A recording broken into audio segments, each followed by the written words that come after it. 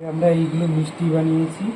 এবার মিষ্টির থালাটা বানানো হচ্ছে। এটাতে আমরা মিষ্টিগুলো এবার রাখবো, হ্যাঁ, সাজিয়ে। থালাটার ডিজাইনগুলো দেখো কীভাবে করছি আমরা, সুন্দর করে এভাবে জল দিয়ে ধরে ধরে এবার ডিজাইনটা যখন এভাবে করা হবে তখন দেখতে সুন্দর লাগবে আমাদের প্লেটটা।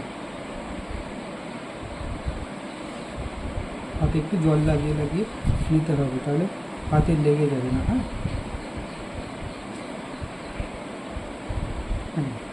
পুরো থালাটা আমরা ফিনিশিং কমপ্লিট করলাম।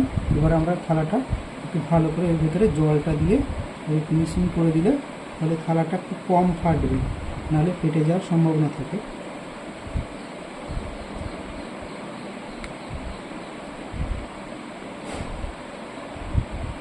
এরকম মিডিল থেকে গোল করে সাইডে এরকম দিয়ে দিলে সুন্দর একটা লুক চলে আসবে। এবার আমরা এর উপরে এগুলোকে সাজাবো।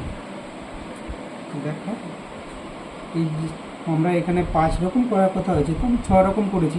2টো রসগোল্লা, 2টো ল্যাংচা, জিলিপি, তো এটা জলভরা সন্দেশ বলে, আর এটা একটা সেই কী সন্দেশের নাম ভুলে গেছে, এটা বরফি সন্দেশ, 3 রকমের সন্দেশ আছে এই আর কি। তো এইগুলো আমাদের আজকে মাটির কাজটা। তো এর উপরে আমরা এবার 2-3 দিন ছায়ায় রেখে শুকাতে হবে, দিয়ে তারপর রং করে দিলেই হয়ে যাবে আমাদের সুন্দর করে। ওকে।